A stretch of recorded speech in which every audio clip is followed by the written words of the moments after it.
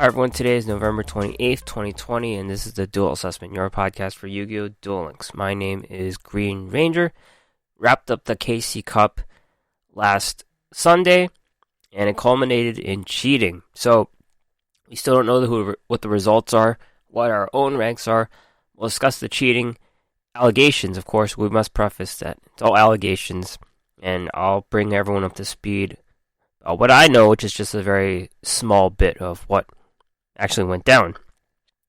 Dimensional Disaster happened this week, so 2 new cards and also a new dual skill for DSOD Yugi.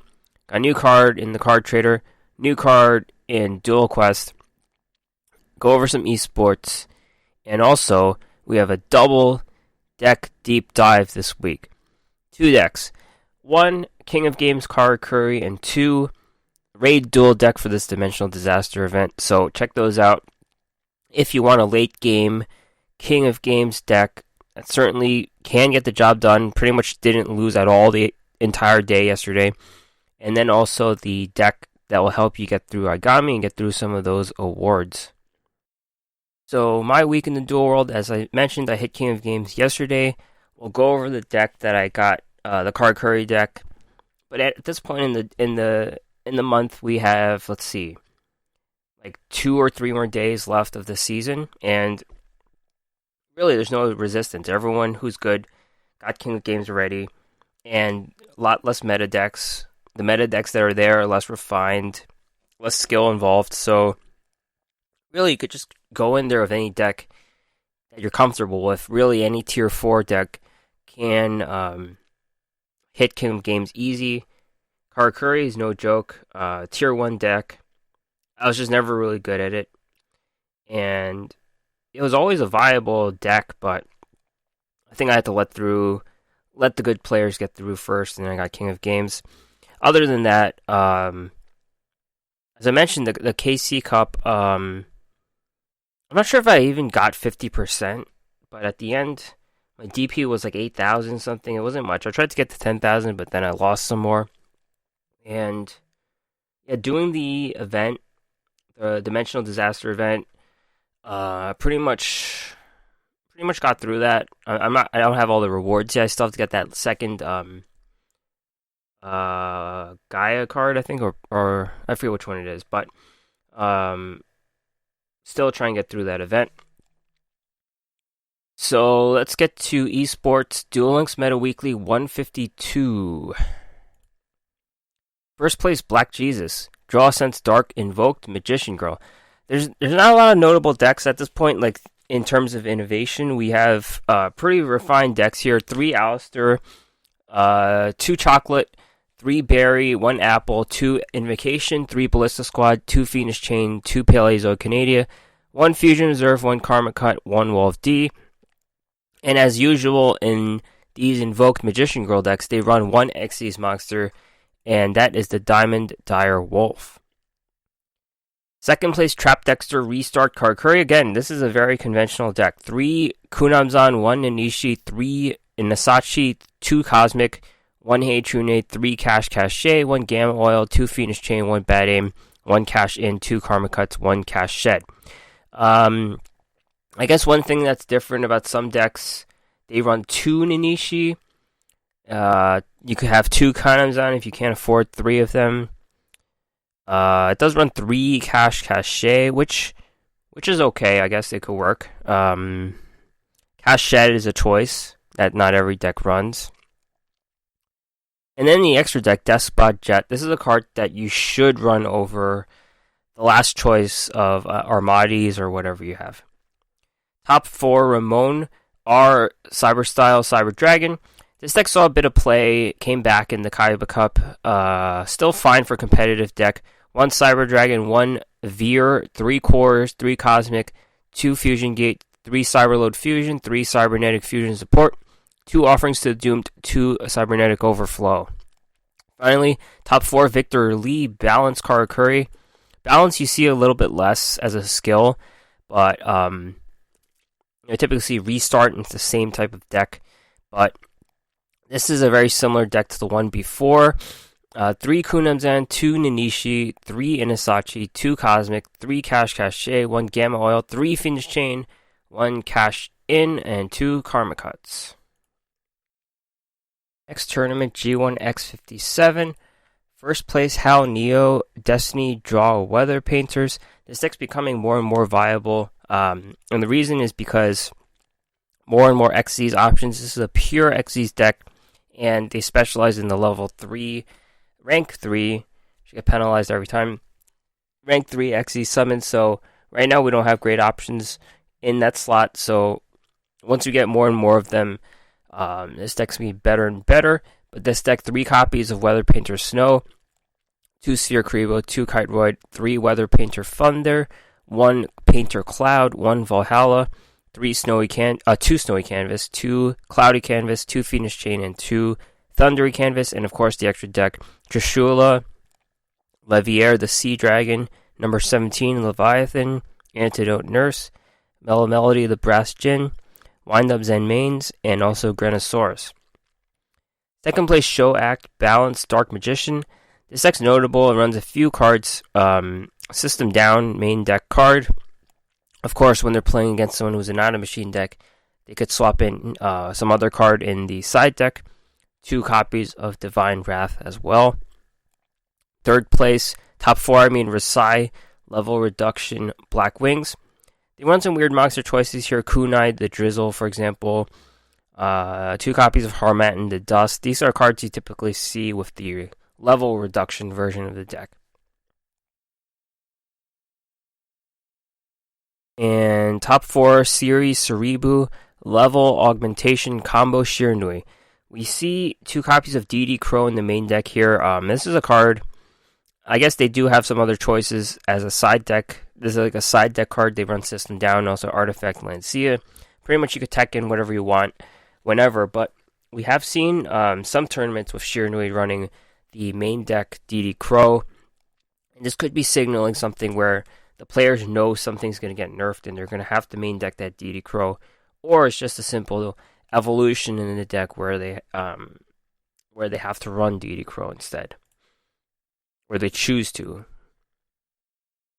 Alright, last esports tournament we'll talk about this week is the Omega Engine Weekly Tournament number 7. These are double deck formats, only 58 players in here. First place, Lil Hormigon, Master of Rights 2, Cyber Angel Megalith. So this deck, pretty unique deck, and it works because the Megalith monsters are basically built in with ritual spells. So even though you have this Megalith Portal field spell, the Megaliths themselves don't use ritual spells. So, like for example, Megalith Bether is a level 8.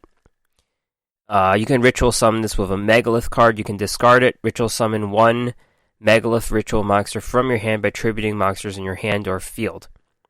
So, and they could just exceed the level too, so you don't have to get the math exactly right. And that's the case with all the Megalith monsters. So then there's 1 copy of Haggith here, 3 copies of Ophiel. Those are level 4 monsters, and then 3 copies of Phaleg, which is a level 8 monster. 1 copy of Ak, which is a level 4.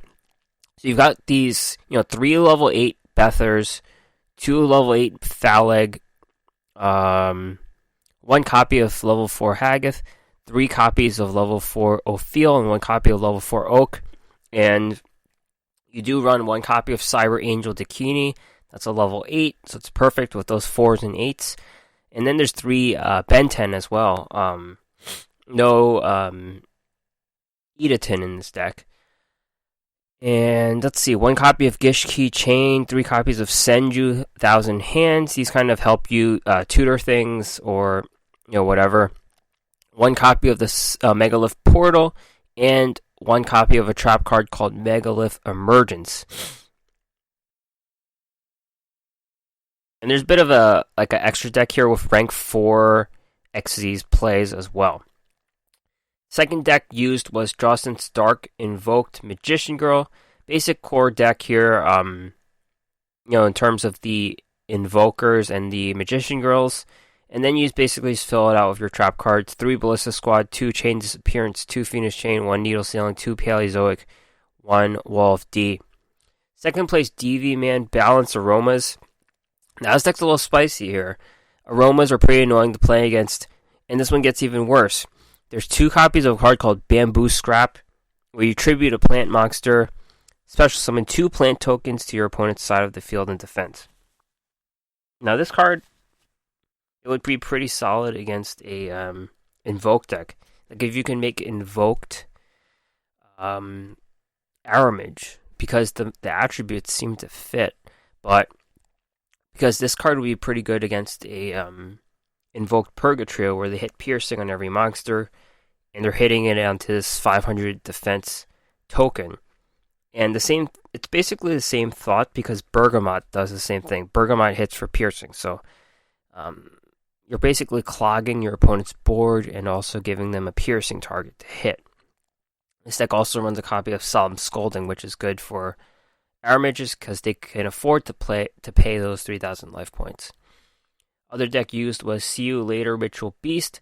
Not much to say about this deck. Still running Lava Golem, which is interesting. I guess more of as a removal tool than as a burn tool at this point.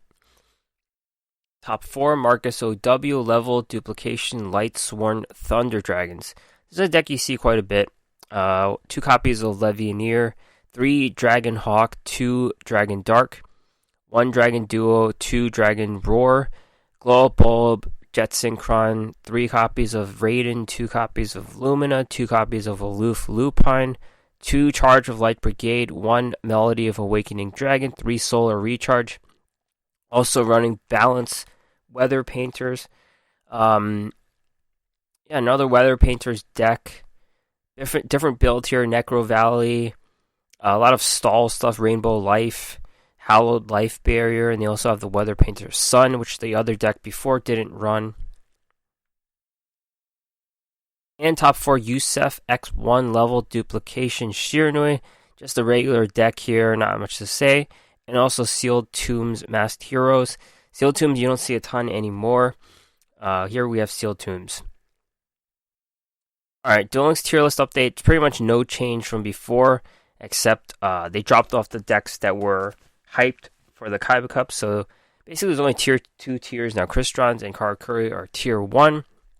Tier 2 you have both of the Shiranui decks, Combo and Control, and also the Invoked Magician Girl. And then there's nothing on tier 3. They dropped off Blackwing, Cyber Dragon, and Weather Painters. When you drop off a tier, it means the meta's boring, I guess. There's fewer counters. The top decks have pretty much controlled themselves into this cycle where certain decks are better than others, and it's waiting for Kaiba Cup results, whatever nerf to come out. Basically, all these decks should get hit, but I'm really hoping for something. I guess they're waiting for XZs to come into the meta and stuff like that. So, we'll see what happens here. Alright, KC Cup cheating allegations. So all this is a hat tip to -1 known player who is known in the Duel Links meta and also the Duel Links entertainment community. Spent a lot of time in the Duel Links meta top player council, I know. So he has a lot of information about this, and there's a link attached to these notes about the video where I got all this information from. So hat tip to -1. And just from watching that 20-minute video, I can kind of sum it down here for every listener of this podcast. You must note that everything is alleged, because if you're talking about what cheating tools are, you're basically breaking the rules of conduct from Duel Links and Konami. So you just have to be very careful about what you do in terms of content and also discussing things publicly or whatever. But everything is alleged. Some things are confirmed, but you can't really talk about what was done. And we won't really know exactly what was done. But alright. So first place and third place global are under investigation. That's why the scores are being held back right now, and we don't have to this time of recording. We still don't have aggregated rankings. It still says aggregating rankings, and they also let out a notification how they're investigating the histories of the duel logs or whatever and stuff like that. So that's all happening right now. According to Negative One's video, the third place global player has admitted to using mods and or third-party software in this tournament. And in doing so, this player has apparently informed Konami about it. They told them straight up that they cheated during the tournament. And they did this to apparently raise awareness of the issue. A lot of top players have talked about Konami fix your game, mad about people taking advantage while cheating, and especially with the tournaments all being online right now. KC Cups were always online, and also the last tournament, because of COVID, was online. You could really swing a game here. Even though you're not playing for any money, you take the title and you could be cheating. So a lot of high-level players were talking about, asking Konami to fix the game, and apparently this was done to raise awareness about the issue. That's why they admitted to it. Now, that was admitted apparently, so that is confirmed. Now, first place global, any of these accusations or allegations are not confirmed and it's still under investigation. First place global apparently used an alternate account. I'm not sure if any other like mods or third-party softwares were used with the first place global, but apparently an alternate account was used, and yeah. The infraction here might have been more that it violates the terms of service to use multiple accounts and things like that, but I'm not sure if the cheating tools were associated with this first place player at all. It's possible it is, but I'm not sure. I don't think so. I think it's just about the alternate account, and it seems like a little ticky-tack, that issue. Like, if you're dinging third place global for using the mod, sure, but first place global is doing something different that didn't really affect the results of the KC Cup. I'm not sure like what relation there is, I guess. And if they investigated everyone, I'm sure a lot of people run multiple accounts and all that. So that's what happened. And just to talk about the alleged tools themselves, what do they do? Now, this information is literally, we're playing the telephone game here. I'm hearing something that Negative One heard from someone else. So some things are going to get lost in the details. And of course, as I mentioned before, this is all alleged. But allegedly, what happens with this tool is you get disconnected from a game. Let me put it this way. You've played enough duels to know that some duels you enter, you go in, and the game never really starts. Like, you never see the duel. They never cut to the characters, and you end up with this duel that's null. It's not really a win or a loss, and it doesn't break up a win streak. You pretty much get this without warning, and then it's over. You see who you played, and no one gets a result. And I'm not sure if one side gets a win and one doesn't, but you don't get the win. And apparently Konami does this by turning it into a replay. So a replay, obviously you're watching a duel, so it doesn't count as yours. I think that's what they do here. And what that disconnect glitch does is it turns it into that. It gets her into that system. There are some duels you go into and you lose because you disconnect. Those are the ones that cause you to lose. And for a person who has, for myself, who has bad internet, I've resorted to using a VPN. And actually, I'll talk about that a little later. So, as a person with bad internet, I feel that I can't tell if I disconnected from the train, like the train going by and cutting off my internet, or my own bad internet, or someone else using a cheat tool. So what I've started doing, I bought this VPN. I guess I'll sell this ad right now. Stack Social had a deal on a VPN, Keep Solid, and I have an unlimited lifetime VPN which I bought for $15, 5 accounts. So ever since I've been using the VPN to play Duel Links, I've gotten a lot fewer disconnects. And I think this proves something. I think it proves that it's okay to be paranoid. It's okay to be suspicious. Because these cheat tools are being used a lot more than you think. And if Konami was actually really strict and checked everyone, I'm sure a good number of people would get banned. And as I said, using the VPN is pretty much dead proof that it saves you a lot of games. So if you get a good deal on a VPN, definitely buy it for other reasons than playing Yu-Gi-Oh with. But it's a good thing to turn on if you do have the VPN turned on when you're playing Duel Links. But back to the KC Cup. The third place player who used the tool to raise awareness. Long ago, when I was a blogger, I wrote this article. This is probably my favorite article of all time that I wrote, but I wrote about why you play games. Like, why do we play games nowadays? And, back then, when you're a console player or whatever, you would just play for community. You would get together with your friends in someone's house after school to play Halo or something.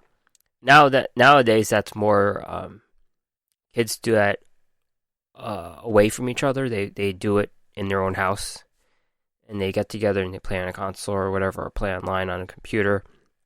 A lot of stuff has evolved since then, and gets in the reason why you play games. And a lot of the high-level Duel Links players really wanted a challenge. They wanted to play Yu-Gi-Oh, but not the card game because it was too expensive and whatnot. So, and that gets into the reason why did Third Place Global pretty much sabotage themselves to do this. And I guess it's to the point where Third Place Global has done everything that he wanted. At this point, he's pretty much done. He may be bored. He may be bored of Duel Links. He may have another game. I'm using he because I think I know. I'm pretty sure it's a guy. I think I know who it is. I'm not going to name it, but that's why I'm saying he. But he knows he might have another game that he likes a lot more right now, so he's ready to move on from Duel Links. He might have, ready to drop the game, pretty much. That's my point. He's done everything that he's wanted to. Let's do something to ride out into the sunset. So I guess that's admirable in a way, but at the same point, I guess a lot of people, it's kind of funny. It's kind of like the KC Cup was used as a joke, but really, at this point, it is. But I guess it was a noble cause. I guess I'll go down that path. I'm not saying everyone should cheat to prove a point or whatever, but point's been proven. And First Place Global using an alternate account. I'm not really sure about what the details were there, but it happened. So yeah, that's all I have to say about the alleged accusations of cheating in the KC Cup. That's why our results are a bit delayed at the moment. So hang tight. We'll get our results. We'll get an answer. We'll get some bans. We'll see what happens with this whole aftermath. And of course, as I mentioned before, this is not the first time cheating has happened in Duel Links. It won't be the last time it happens. And really, cheating is at the soul of Yu-Gi-Oh! The anime was just based off cheating, and bad guys always cheated, good guys cheated. That's what happens in a card game. You cheat. And it's going to keep happening. Hope Konami does something about it. Alright, enough about that. Let's get to Dimensional Disaster. This is a chance to get DSOD Yu-Gi-Oh! If you don't have them, and also some new reward cards. Let's get to the new cards. Gaia the Fierce Knight of Origins, a Earth level 4 warrior, 1600-1200. This card can be treated as 2 tributes for the tribute summon of a warrior monster. You can use each of the effects once per turn. You can send 1 level 5 or higher monster from your hand to the graveyard, special summon this from your hand. And during the battle phase, quick effect, you can banish this card from your graveyard, target 1 monster on the field whose current attack is different from its original. Its attack becomes its original attack. One of the more interesting rewards we've had in a while, but it's in play for no meta archetypes. It's a warrior monster for warrior tributes. And what this card does is it's basically a ramp card. You dump a monster into the graveyard, level 5 or higher, and then you special summon it, and then you could double tribute it for a big warrior monster, like a level 7 or a level 8 warrior monster. And it's situational though, because that monster has to be level 5, so level 5 or higher. So you have to run some big monsters into the game, and that's really like clunky and stuff. So you have to run like 3 copies of this card, and just to maximize, or run like draw sense low level, so you make sure you get this card, things like that. So situational hand draws, but Karakuri already do that, so it's fine. And then there's this ability where you banish it from the graveyard as a quick effect. Monster basically gets debuffed. So a bunch of cards apply. Shiranui, Samurai Saga, any invoked monster, Dark Cavalry, Blackwing monsters, Fortune Lady Every becomes a 0. Witchcrafters, they get buffed. Different things could get debuffed with this effect. Now the problem is there's no meta warrior decks running around, so they have to run like level 5s. Guki is a choice because they run the Risk Scorpio, but they already have the Twist Cobra effect, so it doesn't really. It's kind of like an extra ability when Twist Cobra already does the job, so it's not really useful there. Masked Heroes are warriors, but they don't really. They run Ferris, but they're so tight in a deck list that they can't really afford to use a card like this, pretty much clunking up the spot. And they don't have use for the double tribute summon anyway, so it's a card.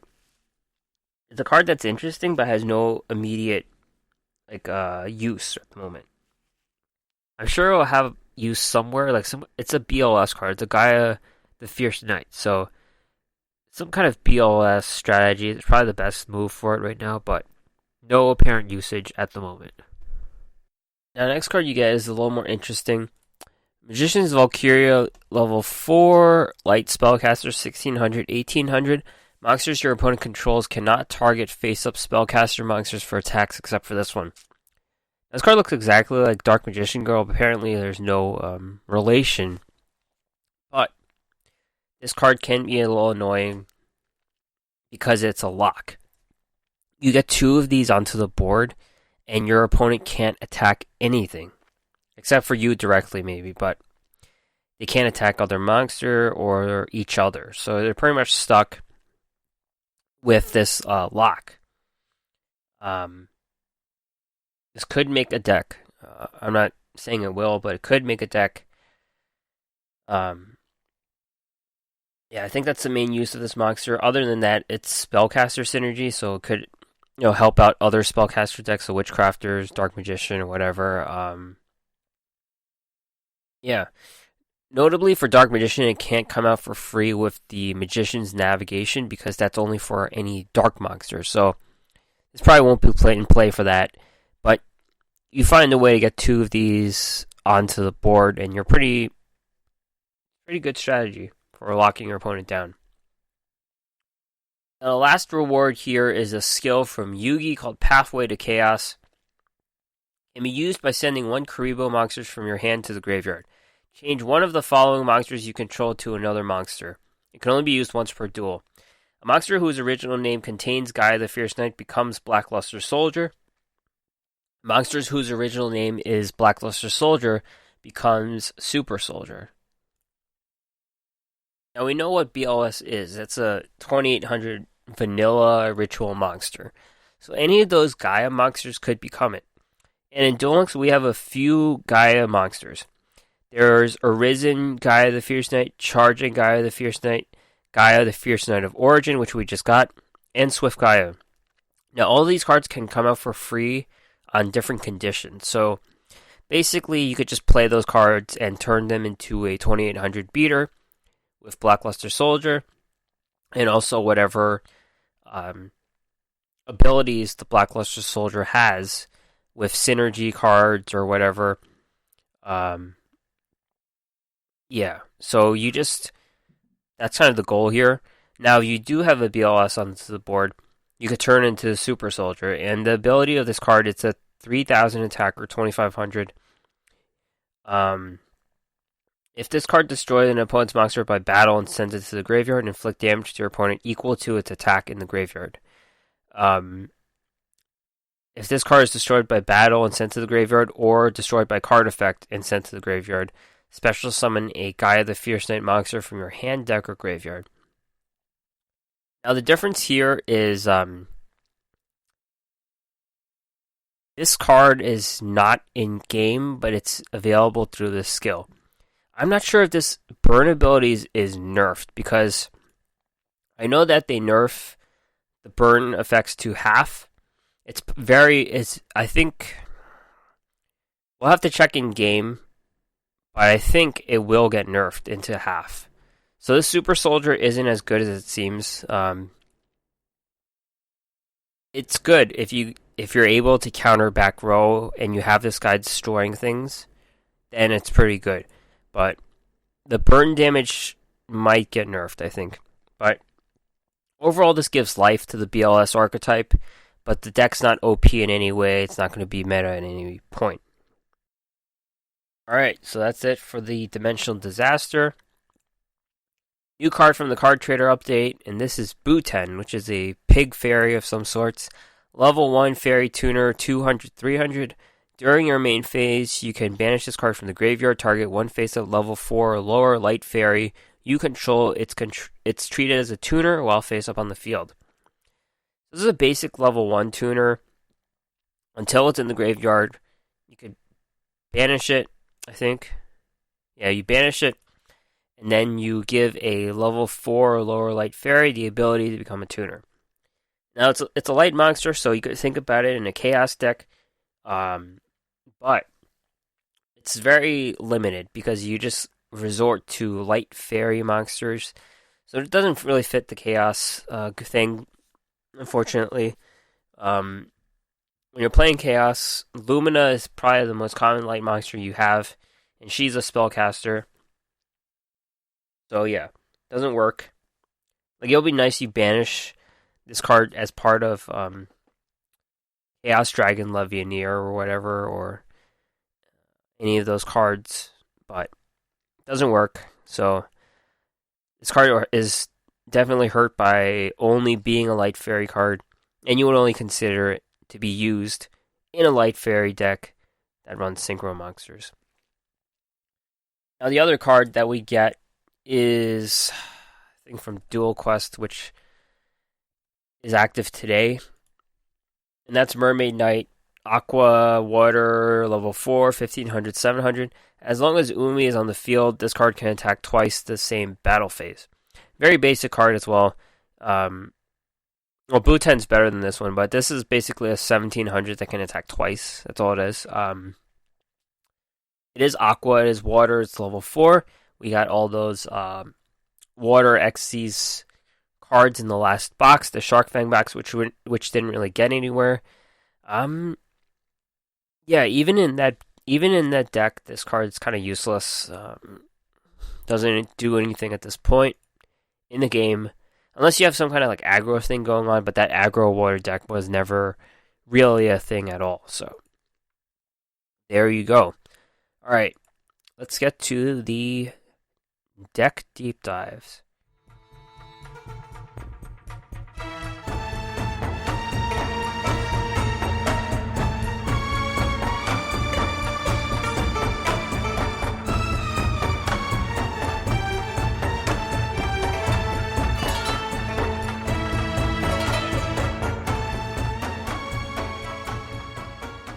Welcome to the second edition of the Deck Deep Dive.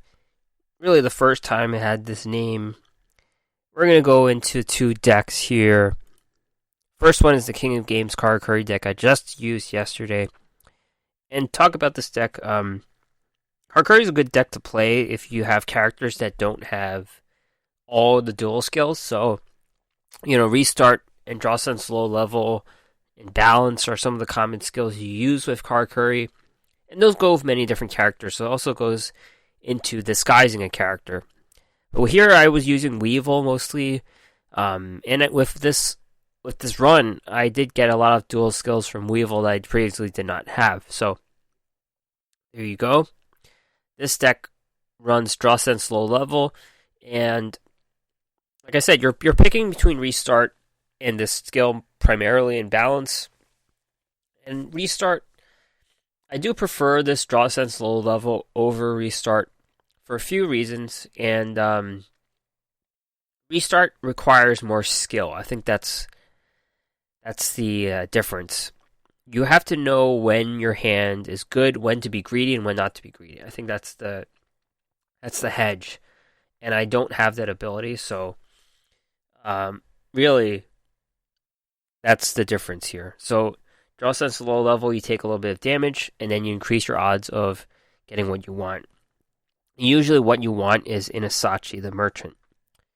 So the deck itself, 22 cards, 4 cards here, 2 copies of Kunamzan. This card, you don't want to start out with Kunamzan ever, really, but with the draw sense low level, you have no choice. You want to start out with Ninishi and Inasachi. That's pretty much the best thing. But having one Inasachi is fine as well. And it's really, you're looking for a hand combo. It's all a combo deck. You're looking for a hand combo. So, when you have Ninishi and Inasachi, or Ninishi and Cache, you play her first because she allows an extra summon. You play the merchant, Inasachi. That makes 5 stars there. With Inasachi, you tutor out the Kunamzan. And then you turn to your level 7 synchro play of Burai. Burai, you get an additional special summon. At that point, you will bring out another Kunamzan. Turn the 5 and the 3 into level 8 Burrito. Burrito, you take out probably Hypa at that point. Now, the alternate play, if you just have Inasachi, you play Inasachi, you tutor out Kunamzan, turn them into Burai. Burai, you special summon Ninishi. Now, at this point, you would really like a Cache. That's the best play. So you would play Cache on Ninishi. You would tutor out Inasachi. You would normal summon Inasachi because Ninishi's on the board. You would tutor out Gamma Oil. And then you turn that into a level 5 Super Heavy Samurai Swordsmaster Musashi. You would get a card back from the graveyard, which would be Inasachi. You would play Gamma Oil to get a Ninishi back. And then you turn that into a level 8 Burrito. And then Burrito, you can special summon Kunamzan. That's pretty much the best play. Trying to draw as many cards out of the deck so you can get into your trap cards. So, the monsters, 2 copies of Kunamzan, primarily because I only have 2, but some decks run 3. 2 copies of Ninishi, I'm trying to max out on her, and 3 copies of Inasachi. That's pretty much the standard there. And I have 1 copy of Hypa. Some decks don't run this card at all. I do, just to increase my monster consistency. I think a lot of reasons you lose with Karakuri is because of a bricked hand, and Draw Sense low level tries to get around that, but I just want some more monsters. Having more monsters is better than not having monsters, in my opinion. Sometimes you make a desperation move when you have Ninishi and Hypa in your hand, and you just go for the level 7 synchro play there. In terms of the spells, we have 2 copies of Cash Cache. Some decks run 3. I don't find that necessary here. 1 copy of Gamma Oil. That's really all you need, but some decks run 2. And then 4 tech cards. 2 copies of Forbidden Lance, 2 copies of Cosmic Cyclone. Typically, you will need something like Cosmic Cyclone or Hey Trunade because this deck can OTK people. That's abilities there. Cosmic Cyclone is a limit 3, but we only run 2 here. Forbidden Lance has been it's a very good card. Sometimes it's less useful than it is, but against the meta, it's very good. It's just a very good card to use against your opponent. And the skill thing is when to keep in your hand and when to set onto the board. I think that's the tough thing about Forbidden Lance, because if you're hitting into uncertain back row, you want to keep it in your hand. But if you know your opponent is going to make some kind of play, you would set it. If they're going to invoke something or something, Alright, trap cards. There's only 1 core trap card here, and that's the Karakuri Cash In. This is a card that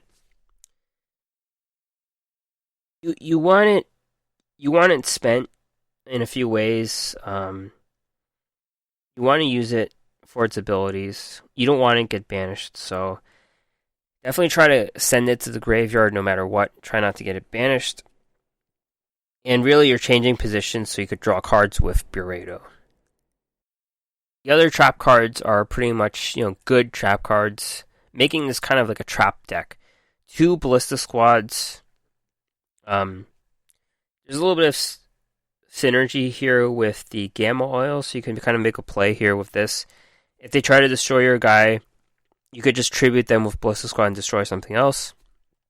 1 copy of Fiendish Chain, just a good card. 2 copies of Karma Cut. This is a card that you don't want to go crazy with because then you'll lose your whole hand, but otherwise a very good card, just like Fiendish Chain. And Chain Disappearance. This is a card that I just wanted to put in. It's a card that just scoops. In some decks it won't apply at all, but just play your opponent, know what they have. If they're playing a deck that has 1,000 attack monsters or less, you just dispose of this for Karma Cut. That's all it is, or use as a bluff. So, know your opponent's deck and make use of this card. It'll scoop if you play it right. Now, the extra deck. We got 2 copies of Burai, level 7 play. Pretty much your main target because you try to flip your opponents to their weaker side. 1 copy of Burrito. This is the strongest monster, and it's also your card advantage monster. That's important to know.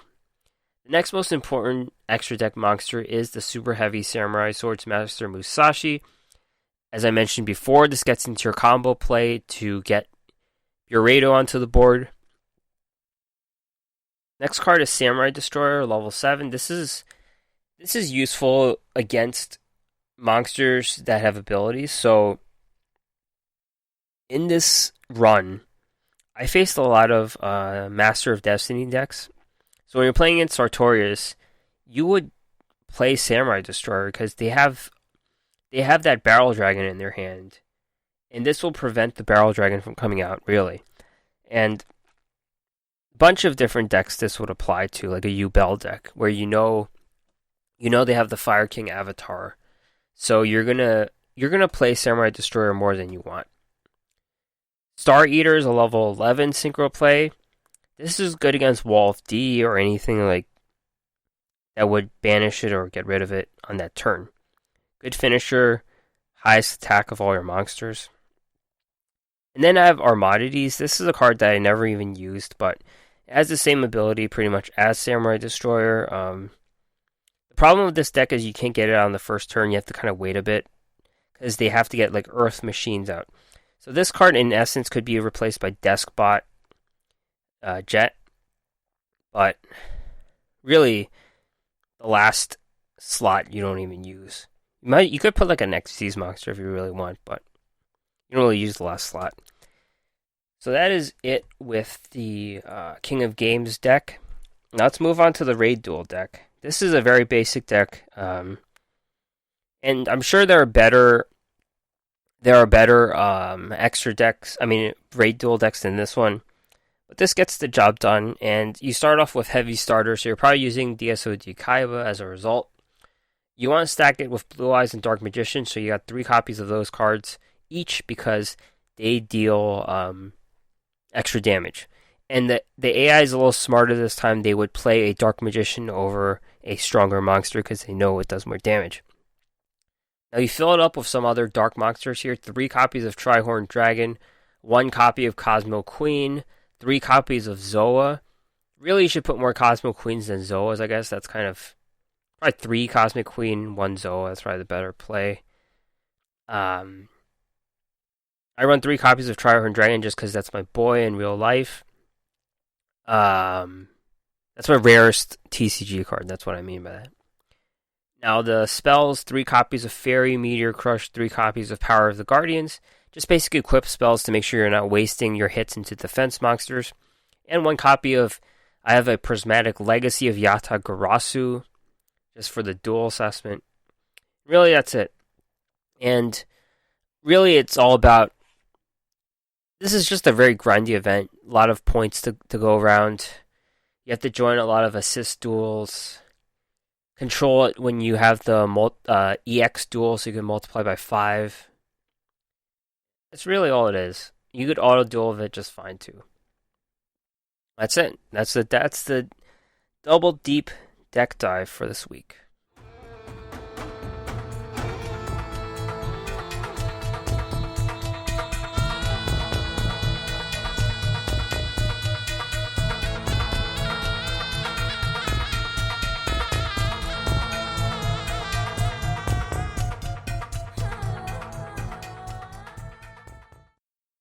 Alright, so we have upcoming news for December.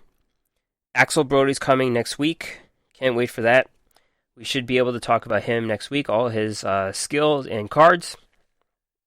It comes with the DD Castle Assault event. I'm not sure if we're getting other cards from that event as well. Mission Circuit, early December. Early December, cards and skills added to lifetime missions. Armatile, the Chaos Phantasm, and Fire Princess, as well as the skills I'm Always Near You and Majestic Light. Mid-December, Leo and Luna's Duel Carnival, new UR card Skull Flame, new SR card Burning Skull Head. Mid-December, Tour Guide Bingo of a new SR Xyz Monster, Baby Tiragon. Mid-December, a new character appears, and I believe it is Kite Tenjo. New UR number 10 Illuminite and SR Photon Crusher. Late December, Duelist Chronicles 5D's Attack of the Dark Signers, new UR Majestic Red Dragon, and a new skill for Jack and Yusei. And finally, late December, Duel Links Mission Research. This seems like a new thing. New SR card called Curse of Darkness. That is it. Thanks for listening, everyone. Listen and subscribe to this podcast anywhere you get your podcasts. Like it, subscribe. Check out all these notes on the duelassessment.wordpress.com. Email me if anything at theduelassessment@gmail.com, or you can find me on Twitter at duel_assessment or my own account at greenrangerccg. Alright? That is all. Thanks for listening. I will see you next time.